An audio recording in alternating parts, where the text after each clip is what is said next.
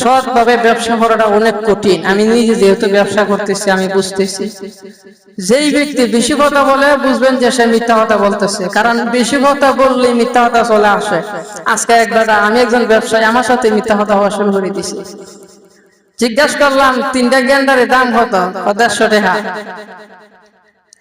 তো আমি বললাম 100 টাকা দেওয়া জানি। তো ওই ব্যক্তি বলতেছে 60 টাকা করে কিনাই পড়ছে, 318। 180 টাকা কিনা পড়ছে, আর তুমি আমার 150 টাকা বিক্রি করো। 30 টাকা কি তোমার শ্বশুর বাড়ির থেকে এনে দিবা? কত বড় ভাগ করে চিন্তা করছো।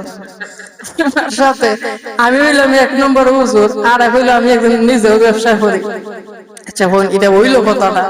এইরকম বাটপারে চিন্তা করেন যে আমার যদি 60 টাকা করে গ্যান্ডারে কিনা পড়ে, 3টার দাম তো এমনি 318 180 টাকা, তো এটা কি 150 টাকা বিক্রি করা যায়? আর জোরে বলুন না নাউজুবিল্লাহ। এই জন্য যে ব্যক্তি বেশি কথা হওয়া বুঝবেন যে মিথ্যা কথা বলতেছে।